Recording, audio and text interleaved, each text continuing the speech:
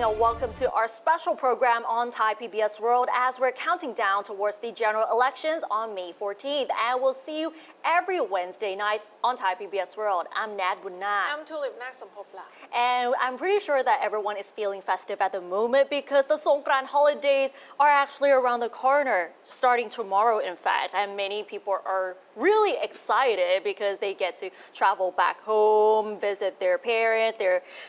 elderly members of the family, and most importantly, to splash water at each other as well. I believe a lot of people already started. Like at Thai PBS today, they have some activities for kids to run around and play some games. Not just kids, also employees and adults as well. And you can see like some schools or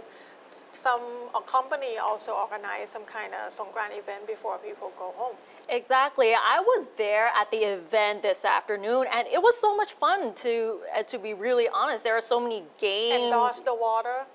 Well, actually, I didn't get wet. So luckily, because we have to be here on the show today. So, yep, I cannot afford to get wet. And we'll start the program tonight with some updates about the upcoming general elections. And it has been reported about 2.3 million eligible voters, including about 111,000 voters overseas, have registered to cast their ballots in advance on May 7th, which is actually 1 week ahead of the general election. So according to the Election Commission's Secretary General, about 2.3 million Thais registered between March 25th and April 9th to vote in advance. Adding that, however, the actual number might be higher because the online registration ended at midnight and there were a number of registrations by mail which are yet to arrive at the EC's registration office. The Secretary General also disclosed that the Election Commission's registration website and the Smart Vote app experienced disruptions from about 8 p.m. up until about 11:45 p.m. due to last-minute rush for online registration. He also cited some of the problems encountered by advanced voters, such as after having completed the registration form, not being able to check whether the registration was recorded, while many had taken several hours to complete the registration process. Many advanced voters have tweeted and even posted hashtags complaining about their inability to register and urged the Election Commission to extend the midnight deadline. The Foreign Ministry's Consular Affairs Department has set up a situation room to coordinate with the Election Commission, the Ministry of Interior, Thailand Post, and 94 Thai consular offices and embassies abroad to ensure a smooth vote casting abroad using the OVMS web application. And now we're going to give you a recap of what you need to know about the general elections, or we can simply call it Thai Election 101. So how many eligible voters will be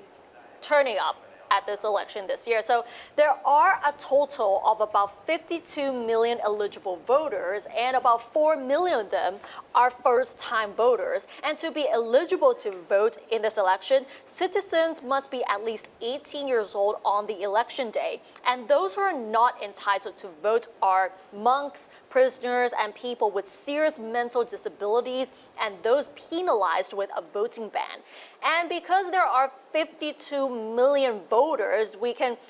actually put them into 5 distinctive generations, whether it's Generation X, Generation Y, Generation Z, baby boomers, and even the silent generation. So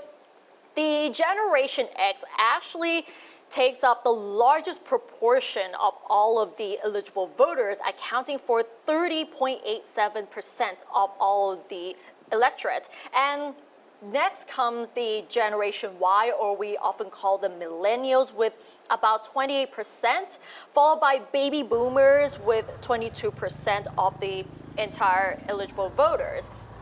And there's one thing that's interesting. The Generation Z group accounts for a significant amount, but slightly smaller proportion, or about 12% of the electorate. And it's followed by the silent generation with just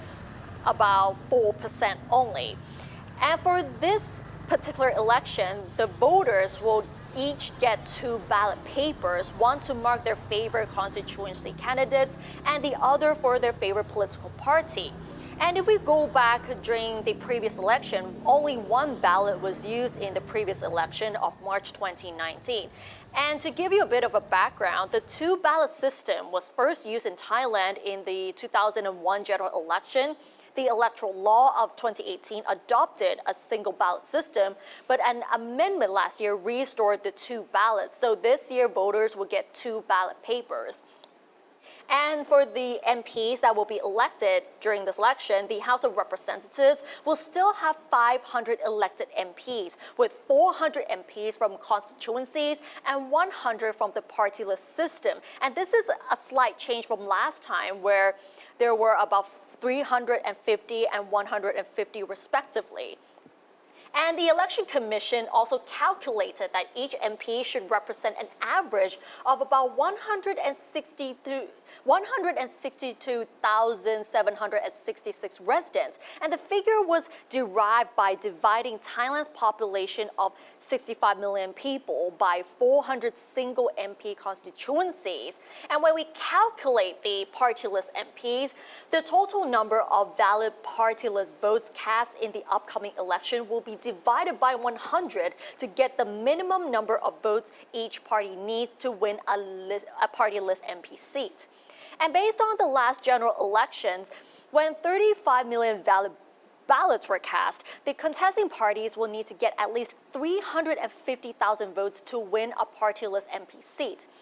At the last national vote, only about 70,000 votes were sufficient to win a party-list MP seat, since votes cast were divided by 500, and that was the total number of MPs. And the most important question as to when will the results be announced. So the unofficial results should be known by 10 p.m. on May 14th, according to the Election Commission. And it said that the reporting of the vote counts from each constituency should be much faster than during the 2019 election. So this is actually the basics of what you need to know about the upcoming elections. So besides what you need to know, all the statistics and numbers and whatnot, there is also a reminder from the Election Commission of what not to do by all these member of parliament candidates. When they are out on campaign, there are lists of things that they must not do. So according to the Election Commission, they must not offer, promise, offer,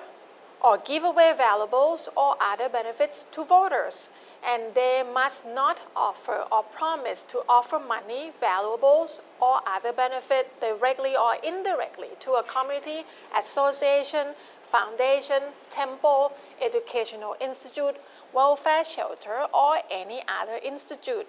They must refrain from organizing entertainment activities while electioneering. They must refrain from holding a party or a banquet for anybody, and refrain from using tricks, coercion, influence, threats, making false accusations. They must refrain from misleading voters about the popularity of candidates or their parties. That will be a difficult one. Right. They must not engage in campaigning that is in conflict with the policies of their parties. They must not provide free transport to voters to or from polling stations, and they must not attempt to persuade voters to vote or not to vote for candidates. That is also a tricky one. Additionally, non-Thais are forbidden from helping in electioneering or doing anything which may benefit or harm candidates or parties, except when their actions are for the benefit of the state or in accordance with their profession, and state authorities are forbidden to use their positions wrongfully for the advantage or disadvantage of candidates or parties. The Election Commission warned that violations may result in the dissolution of the parties, fines, imprisonment, or withdrawal of voting rights from the wrongdoers. Meanwhile, there are a few rules that voters need to be aware of during election day. According to Thailand's election law, these are the things that are completely banned. selling or distributing alcoholic drinks or hosting drinking sessions from 6 p.m. on the day before election until the end of the election day. So it will be about 6 p.m. It will be about 36 hours of dry time. Right. Dry time. Yes, dry time. You cannot buy or sell votes, of course. You cannot prevent eligible voters from casting their ballots. You cannot provide free transport for eligible voters to voting stations. This might be a little tricky as well. You cannot intentionally damaging a ballot paper. You cannot intentionally damaging a ballot paper. You cannot take photos of marked ballot paper. You cannot take a ballot paper out of a polling place, and you cannot release opinion survey results in the 7 days up to the close of voting on election day. So the last day of the campaign, before the election day, there will be no poll result at all. I guess part of the reason is they want people to just focus on who they want to vote for, not because of the number games. And it's more like they don't want any influence on the voters as well. And all of the rules that we've just gone through, all this is actually common sense. We shouldn't be bribing anyone to vote for certain parties. And another thing is that we should never like ruin or tear ballot papers. But there have been cases before where they intentionally tear a ballot paper apart, and then at the end they got some punishment. But it's common sense that eligible voters should not be doing when they're actually voting. And when it comes to Thai politics, historically, the Thai media has always been a target when it comes to reporting about politics, because we've been familiar with politicized climate where you've always been forced to take certain sides. And the media has always been put in a difficult situation despite being impartial with their reporting. So in this report, we're going to find out what journalists as well as senior media personalities hope to see from the general election, and how do they try to remain impartial with their reporting. ก็คาดหวังความเปลี่ยนแปลงแน่นอนนะคะการเลือกตั้งก็ต้องนำมาซึ่งความเปลี่ยนแปลงไปในทางที่ดีขึ้นไม่ว่าจะเป็นรัฐบาลชุดใหม่ชุดเก่าหน้าใหม่หน้าเก่าก็หวังว่าเข้ามาอีกครั้งหนึ่งก็จะใช้ความมั่นใจความเชื่อใจของพี่น้องประชาชนให้เป็นประโยชน์นะคะในการทำอะไรดีๆให้กับประเทศให้กับประชาชนนะคะจริงๆเราก็เห็นพัฒนาการของสื่อมวลชนมาโดยตลอดแน่นอนสื่อมวลชนถูกตั้งคำถามเรื่องการทำหน้าที่ใช่ไหมครับแต่ว่าถ้าเราสังเกตกันจริงๆนะตอนนี้ผู้ชมเนี่ยติดจับผิดเราแบบเข้มข้นมากเชื่อว่าทุกสื่อเป็นเหมือนกันถ้ามีอะไรที่อาจจะผิดพลาดไปหรือว่าผิดไปจากบรรทัดฐานจริยธรรมที่เราคิดมาเนี่ยคุณผู้ชมเนี่ยแหละจะเป็นคนที่ตรวจสอบแล้วก็ตั้งคำถามกับสื่อได้ดีที่สุดนะครับแล้วผมพูดแทนเพื่อนๆในวงการสื่อว่าผมว่าทุกคนก็พยายามจะทำหน้าที่อย่างตรงไปตรงมามากที่สุดแล้วมันก็เห็นพัฒนาการที่ดีขึ้นด้วยพลังของผู้บริโภคนะครับผมอยากเห็นสื่อมวลชนก็ทำข่าวแบบมีจรรยาบรรณมากขึ้นนะฮะเพราะว่าทุกวันนี้สื่อมวลชนก็โดนโจมตีหลายอย่างจากประชาชนนะครับก็ถ้าในมุมของการเมืองก็อยากให้สื่อมวลชนไม่ควรชี้นำไปที่พรรคการเมืองใดพรรคการเมืองหนึ่งควรที่จะเท่ากันกับทุกพรรคแล้วก็นำเสนอข่าวที่เป็นกลาง According to the 2022 World Press Freedom Index by Reporters Without Borders, Thailand's press is in a difficult situation, being ranked 115 out of 180 countries. Many people in the industry feel, however, that they still have some press freedom when it comes to Thai politics. Montri Jompan, a senior political correspondent who has been covering Thai politics for many decades, said he has never been restricted in reporting the facts. Though he feels that direct state control or interference is not as extreme as it used to be, what is more of a concern is interference from sponsors, which puts the media in a compromised situation to a point influence is applied to refrain from reporting certain issues. เพราะภาพในอดีตเนี่ยมันจะมีภาพจำเกี่ยวกับเรื่องของอำนาจรัฐที่เข้าไปคุกคามแทรกแซงการนำเสนอข่าวของสื่อ แต่ตอนหลังเนี่ยมันมาในรูปแบบใหม่ รูปแบบที่ว่าก็คือผู้สนับสนุนสปอนเซอร์เนี่ยอำนาจรัฐแบบตรงๆเหมือนเดิมมันไม่มีหรอกอันนี้กลายเป็นอีกรูปแบบหนึ่งนะฮะรูปแบบที่สื่อก็จะต้องอยู่ได้ด้วยธุรกิจด้วยโฆษณาเพราะฉะนั้นถ้าจะมีปัญหาเรื่องของเสรีภาพถูกจำกัดจำเขี่ยก็ด้วยเหตุผลของผู้สนับสนุนในรูปของสปอนเซอร์จะเป็นด้านหลัก When it comes to reporting politics, media personalities are often criticized by the audience for taking sides, even though they are already being impartial with their reporting. Wanasiri Siriwan, a senior news anchor at Thailand's state-affiliated media, MCOT, who regularly interviews politicians from various parties, is among them. Regardless of the challenges, Wanasiri insists that she has never been pressured to report stories in a certain way. อันนี้พูดได้เลยนะว่าไม่เคยโดนกดดันให้ต้องรายงานแบบนั้นหรือแบบนี้ไม่มีคือเมื่อไหร่ก็ตามที่เราสื่อสารออกไปถึงประชาชนเราต้องคิดว่าเราทำอยู่ในหมวกของความเป็นสื่อมวลชนมันไม่ได้หมายความว่าเราแสดงความเห็นไม่ได้มันไม่ได้หมายความเราตั้งคำถามเราจับประเด็นไม่ได้มันไม่ใช่การชี้นำนะคะแต่มันคือการตั้งคำถามให้คนในสังคมคิดร่วมกันว่ามันเป็นไปแบบนั้นไหมแต่มันต้องไม่ไปหมิ่นประมาทใครหรือต้องไม่ไปทำให้รู้สึกว่าด้อยค่าคนคนนั้นเกินไปตรงนี้น่ามากกว่า As the general election is approaching, polls are referred to in the news stories. Even if it implies the popularity of each prime ministerial candidate and its party, these polls do not accurately predict the outcome of the election. At the same time, who people see as top contenders often depends on the viewer's point of view. ผมว่าโพลที่เขาออกมาอย่างต่อเนื่องเนี่ยนั่นคือนิดาโพลเราก็จะเห็นได้ว่าท่านนายกรัฐมนตรีพลเอกประยุทธ์จันทร์โอชาก็ยังเป็นตัวที่โดดเด่นอยู่ในลำดับต้นๆเช่นเดียวกับพรรคฝ่ายค้านนะครับอีกซีกหนึ่งเนี่ยอย่างเพื่อไทยเนี่ยเขาก็มีตัวบุคคลที่ได้รับการตอบรับในฐานะที่เป็นคนรุ่นใหม่แล้วก็เป็น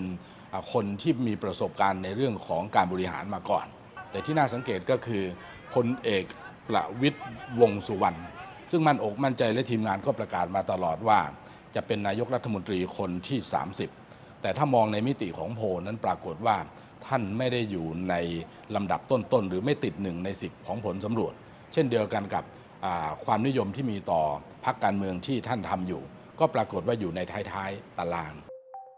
While some voters are looking forward to casting their votes, some might feel hopeless as they see the same old faces always making political comebacks and causing the same problems, including corruption. Sawalak Watanasin, a political editor at Thai PBS News who has witnessed the twists and turns in Thai politics for over 20 years, still hopes that there will be some change after the election, but only if all Thais cast their ballots. แต่ตรงเนี้ยอย่างที่เราทำหน้าที่กันอยู่ทุกวันนี้ที่เป็นนักข่าวที่เป็นสื่อมวลชนที่เป็นไทย PBS เราคือฐานข้อมูลทางการเมืองในระหว่างนี้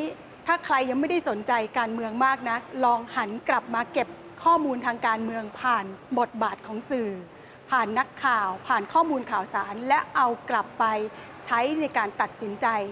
เลือกตั้ง When asked what their expectations are for this upcoming election, most of the reporters say that they hope that the next government will provoke positive changes in society and the economy, as well as a large voter turnout for this particular election. คาดหวังให้ประชาชนเนี่ยออกมาใช้สิทธิ์เยอะๆแน่นอนว่าการเลือกตั้งมันไม่ได้ชี้ขาดความเป็นความตายหรือเปลี่ยนแปลงทางการเมืองได้ทั้งหมดแต่การที่ประชาชนตื่นตัวและออกมาใช้สิทธิ์กันเป็นจำนวนมากมันเป็นการบอกได้ว่าผลของการเลือกตั้งคือมติของประชาชนคือเอกฉันท์ของประชาชนเพราะมันจะบ่งบอกได้ว่าประชาชนต้องการอะไรเปลี่ยนแปลงอะไรต้องการการเมืองแบบไหนผ่านการเลือกตั้งที่กำลังจะมีขึ้นอย่างน้อยที่สุดก็คือปมปัญหาที่มันติดลมมานานไม่ว่าจะเป็นเรื่องปัญหาสังคมปัญหาเรื่องเศรษฐกิจปากท้องนะฮะเพราะว่าเสียเวลากับเรื่องต่างๆเหล่านี้ที่เรียกกันว่าติดลมมาเป็นเวลาเกือบ2 ทศวรรษ นะครับดังนั้นเนี่ยมันน่าจะเป็นจุดที่ประชาชนจะเริ่มก้าวออกจากปมปัญหาต่างๆแล้วก็ไปสู่สิ่งที่ดีกว่าทั้งในมิติของคุณภาพชีวิตแล้วก็สังคมที่จะอยู่ร่วมกันนะครับอยากเห็นประชาธิปไตยจริงๆอยากเห็นความแตกต่างที่สามารถแบบอยู่ด้วยกันได้ถ้าเราไม่อยากให้วงลูปทางการเมืองไทยมันกลับมาในลักษณะแบบเข็นฆ่ากันหรือแบบไม่จบไม่สิ้นอะทางออกเดียวก็คือต้องฟังคนที่เห็นต่างแล้วก็อย่าคิดว่านั่นคืออลิแค่นั้นเองนี่คือความคาดหวังสูงสุดแค่นั้นค่ะ Nad Bunag and Jirapha Bunyatat reporting for Thai PBS World. So the positive change is what I think everybody hoped for after the Exactly. election. The positive changes is actually what many people have hoped for, not just journalists, but absolutely everyone who is eligible to vote this time round. Because technically speaking, we have seen certain things that have been going on for 8 years, and it has reached a point where they want to see fiscal change and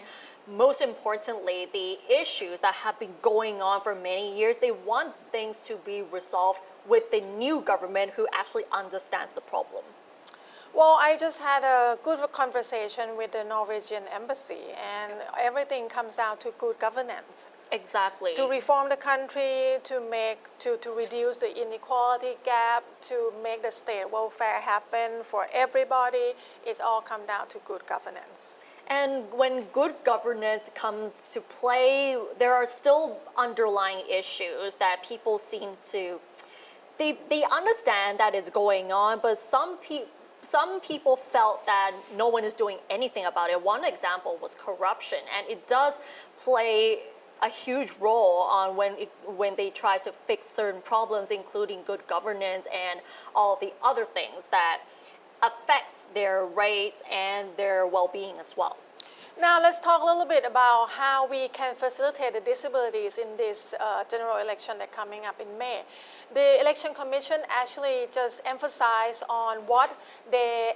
hope they can do to help with the people with disabilities. And the Thailand Members of Parliament Election Act 2018 stipulates that voting booths be prepared for people with disabilities and the elderly within the constituency under the supervision of the Election Commission. There must be trained staff and equipment that meet the people's need. The voting booths have to be placed 1.5 meters apart and contain a chair. The law also allows assistance in voting by a person of the elector's own choice, a family member or another trusted person to mark the ballot paper for them. Then the Election Commission at the unit writes a remark in the report to account for independent and private voting. Despite the laws and current facilities, the feedback from the last election collected by a website and Facebook page called Disable Me suggests that there was a gap in the procedures and recommends possible measures for improvement this year. Disable Me page produces content to communicate rights, welfare, and issues relating to people with disabilities. So according to that survey, the participants said that some voting staff were untrained or not specifically trained about the limitations of each type of disability. They may lack understanding or skip some of the procedures that guarantee the free expression of people with disabilities. For example, a person with impaired vision may be provided with a paper or a machine with keypads marked in Braille, or a simplified version of the instructions for voters with developmental disabilities could be provided. Some reflected that the polling stations lacked inclusive communication, such as hand signing or assisted hearing devices for the hard to hearing explaining the various political party manifestos. To improve the facilities, the project coordinator of Disabled People's International Asia Pacific region, Supawat Samerpak, who is also a person with disabilities, advised that polling station staff should ask each individual what specific help they need, since it could be different for each person. Exactly, because all of these people have certain needs, and it's actually different for certain people as well. So for those who are visually impaired might want certain things, people who have hearing problems might want certain things as well. So if we really go back during the COVID-19 pandemic, when they actually communicate the policies and what they need to do, they actually have almost everything to cater to those with disabilities, for those with issues like hearing problems. Like every single channel would have sign language so that they could communicate what is going on with them. And this should actually apply with the elections, because they are the ones who actually going to voice their opinions for the general elections as well. Well, the law addresses it, the Election Commission addresses it, so let's see whether they can improve the whole process and system from the last time. But one thing that we might have noticed is that the policies that have been campaigning from several parties, we haven't heard much about the policies that would help people with disabilities and any other needs, because we've only heard about populist policies, and which we will go into more detail in this program later on. But we just talked about the generations of the eligible voters, and the survey actually said that the Generation X adults would be the biggest proportion of the eligible voters, but it also shows that Generation Z voters also have more influence on the outcome of this general election as well. And not to mention that there are about 4 million of the Generation Z voters who are first-time voters as well. So a survey indicates that about 85% of the 7.6 million Generation Z people, Thais age 18 and 26, all have the intention to vote on May 14th. Though Generation Z members account for relatively a smaller proportion of the country's 52 million eligible voters, if they come together to make themselves heard, their choice will definitely count for this election. A survey conducted in March covering about 1,050 Generation Z members found that 29% of the respondents wanted Pita Limjaroenrat from the Move Forward party as the next prime minister. However, there are also 26% of the respondents who chose not to answer this question at all. This survey was conducted by Rangsit University political scientists, which also shows that Pheu Thai party's Pathongthach Shinawat came second in the survey with about 23% of the votes.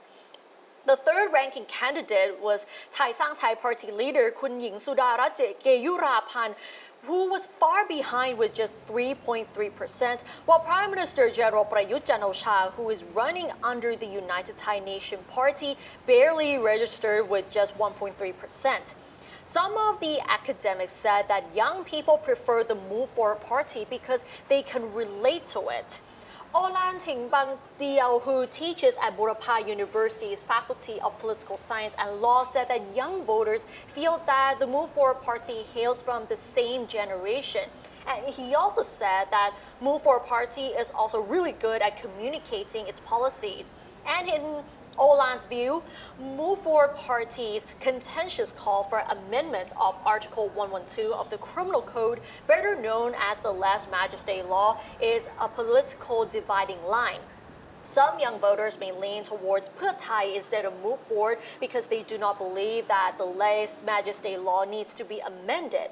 Pathongthach, who is the youngest daughter of former Prime Minister Thaksin Shinawat and a Prime Minister candidate for Pheu Thai herself, is thought to be popular among both Generation Z and Generation Y voters. So we can see that most of the younger voters tend to lean towards the Move Forward party because most of the policies are much more progressive and are considered relatable for the younger generation, while some people also vote for another opposition party, Pheu Thai, as well.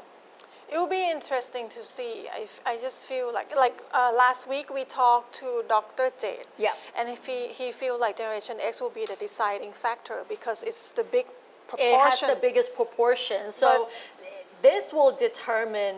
pretty much the outcome of the election, but we cannot ignore the other groups as well, because Generation Z, as we said, most of them are first-time voters, will play a huge role as well, because it gives us some sort of direction of what the country really needs to move forward. Because when it comes to Generation X, though it is a huge part of the electorate, but then Generation Z will become the larger population really soon. And then there is also a factor of not showing up at the voting booth. There are a big portion, that's correct, but I mean, history shows in many countries that older generation and younger generation tends to be more enthusiastic in going out to exercise their right, while like the Generation X, the working age ones, are usually a little less, I would say, a bit more hesitant or something? Yeah, a little less enthusiastic. That's the easiest way to put it. Some people don't just no-show at the election, but some people decided to not vote for anyone as well. And sometimes there are issues like that, and it is hard to determine what the country really wants as a leader as well, because when in fact the election that is coming up, it's supposed to be an opportunity for people to decide who they really want as the leader and how they actually visualize their future of Thailand. Well, the choice you have or not, I believe showing up to vote is the best way to just,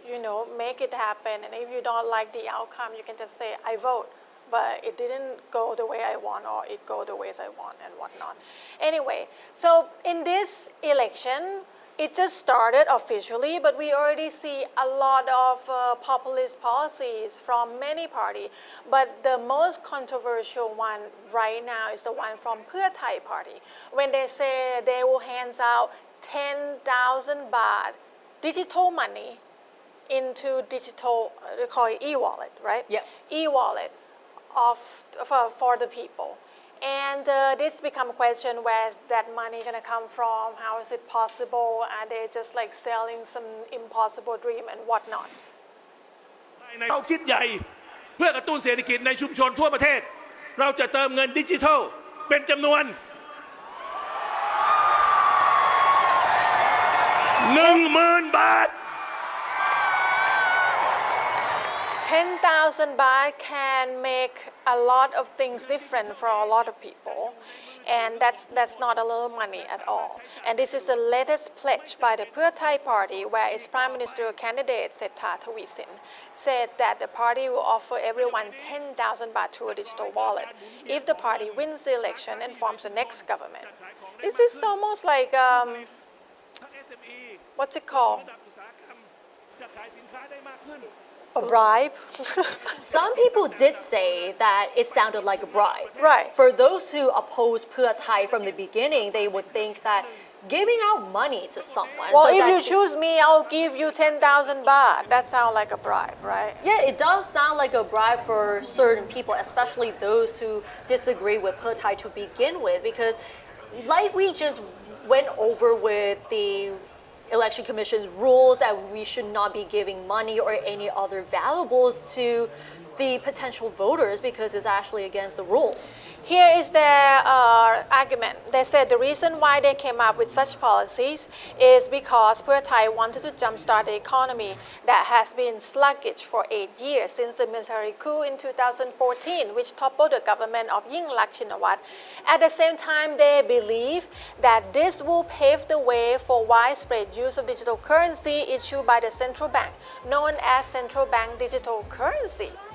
In fact, this is not the first time Pheu Thai has put themselves as a subject of criticism, one of them being the 600 baht daily minimum wage proposal, which attracted widespread criticism from economists, believing that the economy is not ready to increase the wage and that it puts a time bomb on business owners.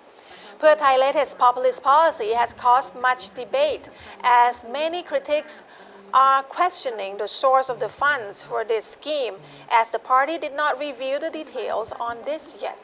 Yesterday, the Election Commission has officially asked the Pheu Thai party to clarify the source of the funding required to implement its manifesto policy to distribute 10,000 baht to the e-wallets of each Thai citizens. So far, the Election Commission has sent notifications to all parties requiring them to clarify the sources of funding for policies contained in the election manifesto, which involve the payment of money to the people. It also stated that any party, not just Pheu Thai, which fails to provide the requested clarifications may face criminal and civil litigation,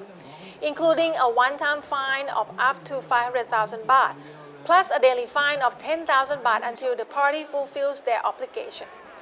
When it comes to the issue of populism, other parties have also proposed policies that have raised concerns from the public. The leader of the outgoing ruling coalition, Palang Pracharat Party, has launched a campaign promising to increase pensions for the elderly to between 3,000 and 5,000 baht a month, from 600 to 1,000 baht at present. This is a big difference. They said it's depending on the age of the individual. Welfare card holders will get 700 baht a month, more than double the current 300 baht, covering about 14.6 million people. The political platform of another ruling coalition partner, Phum Jai Thai Party, promises to suspend debt repayment by each debtor for 3 years, up to 1 million baht. According to the party, suspension of debt means neither principal nor interest rate payment for 3 years. That sound like we don't need to add more fund into the budget. But they have to clarify anyway how they're going to make it work, because the debtor or the person the lender would need to make money somehow. The coverage of debt suspension will include bank loans, debt to other financial institutions, debt owed to the cooperatives, education funds, village funds, credit cards, and finance, and leasing providers. The party cited the impact of COVID-19 on the living standards of the people for the measures. But I would say populist policy is very dangerous. It's dangerous because the big number make people excited, and if they get elected for those policies and they try to make it happen,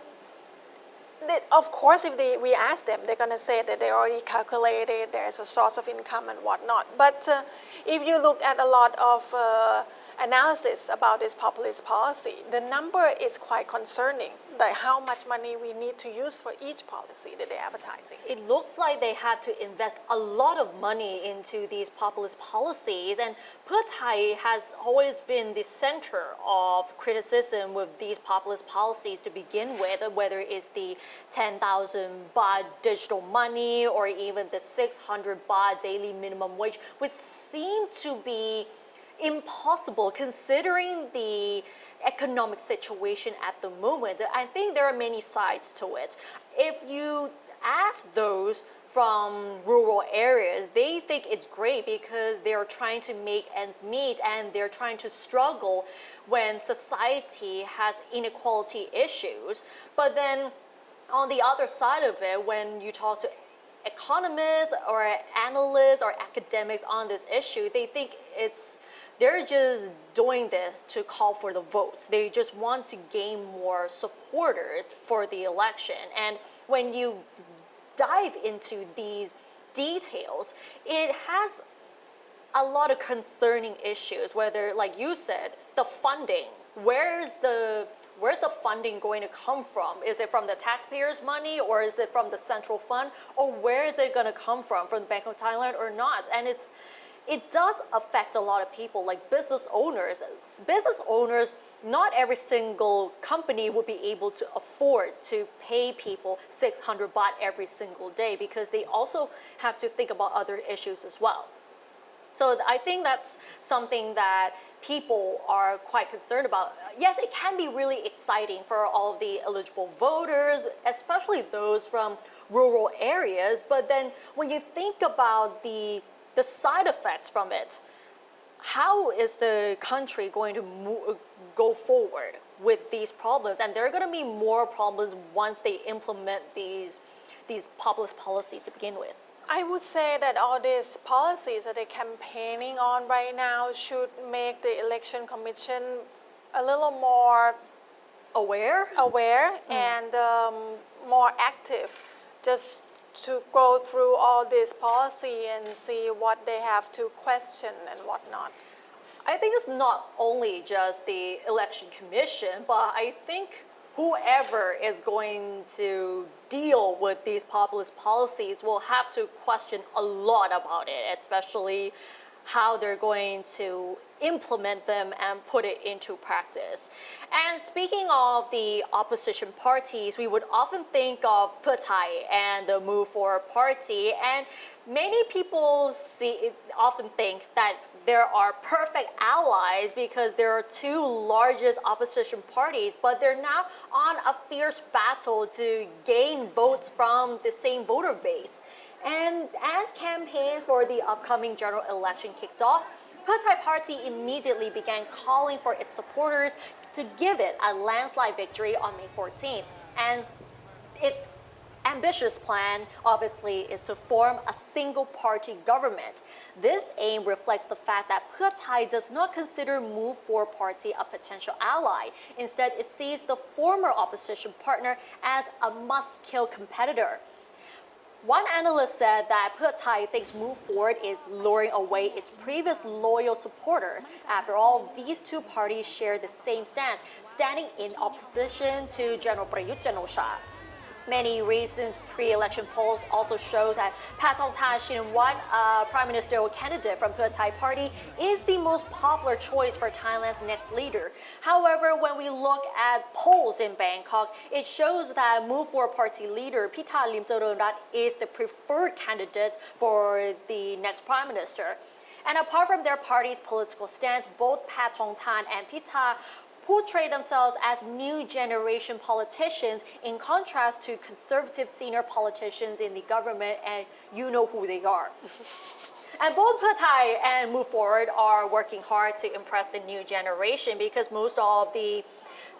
voters and supporters are actually from that generation. And both of them have adopted a stance of opposition against Prayut, who has been running Thailand since obviously the 2014 coup. Both parties support the development of a deeper democracy and have fresh ideas for governing the country. Both parties also plan to put the controversial lèse-majesté law as well as the mandatory military conscription up for public debate. The two opposition parties are also seen as direct representatives of the new generation. However, when it comes to first-time voters, like we just reported, Move Forward Party appears to have a stronger support. Recent surveys show that Move Forward Party is the favorite among Generation Z voters who are aged between 18 and 26 years old. Move Forward MPs have also used their position to secure bail release for young political protesters, likely boosting their appeal among the youth vote. Move Forward's liberal ideology, working style, and social media presence have really resonated with the younger generation. However, it has yet to impress the masses in the same that Pheu Thai can do it. And according to one analyst, Piyabut Sangkadokun, the co-founder of the Future Forward Party, the party that was dissolved and reincarnated as Move Forward Party, believes that Move Forward's day will come as long as it remains a favorite among young voters and upholds the ideologies that make it different. However, Pita might not be able to wait that long because he had already announced that his party could work with Pheu Thai, though the latter is afraid to collaborate out of fear that Move Forward's progressive policies will hamper its strategies. So we will have to wait and see who actually wins the election between Pheu Thai or Move Forward Party or some other party that might have more